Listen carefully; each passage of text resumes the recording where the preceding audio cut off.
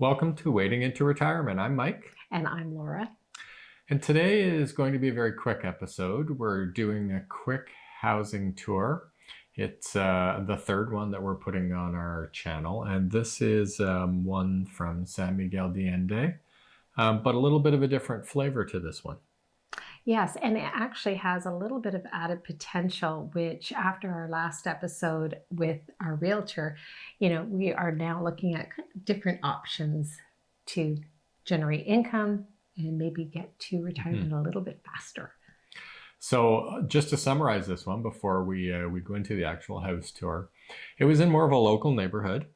It was up on the hillside, so still certainly walkable to Centro and all the main things in San Miguel de Allende, but it wasn't a gated community. It wasn't a big expat area at all. Some of the benefits to this one, it was actually set up as 2 units. Yes, the income potential. Yes, so there was a full kitchen, 2 bedrooms upstairs, full kitchen, 2 bedrooms downstairs. And it had the patio on the very top, which is also one of my must-haves for the dogs. So it had the shared patio at the top. The view wasn't spectacular. It was of the local neighborhood. The real estate gentleman that showed the house explained that it was a pretty vibrant local community there. So there was noise at night, and the local church wasn't far away. And he said, you could either embrace that, be part of that local community, and it would be a ton of fun to be there, or if that was something that bothered you, the street noise, the fireworks, the festivals, that sort of thing, this house probably wasn't for you. You would prefer a gated community kind of situation. Well, and it's hard to know what type of people we are, whether we do want to embrace the local. I think that might be more for me, or if we do want to really join the expat community. And I look at some of the trips that we have taken over the last 3-4 years.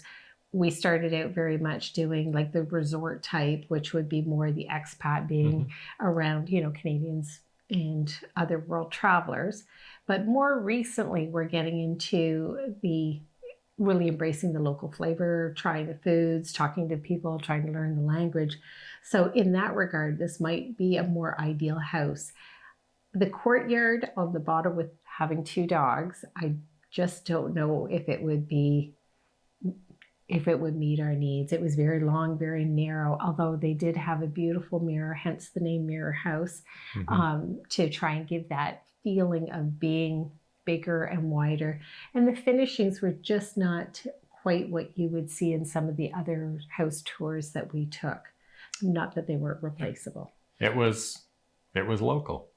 That's the difference I see in it. When you go in some of the gated communities, it feels very American/Canadian outfitted. Nice stainless steel stuff, modern couches, things like that. This really felt local. Yeah. I think that's the difference. As long as it's got air conditioning and heating. Yep. I'm all for that. And the price point. Yeah. So we should mention that this one was $265,000 US, which on first view you think, wow, that seems really overpriced. But I think it was more because it provided the rental income option if you wanted to go that route. Well, and it would give us something to talk about maybe in another episode, what renting would be like in San Miguel, both if we were to get renters and some of the things that we have to consider. I do know that the property laws like we have here in Canada and probably the US are not quite as stringent as we are experiencing here. So what would it look like if we were renting, and what would it look like if we were having people rent from us? So we'll stay tuned more on that. So let's roll the tour video. Sounds good.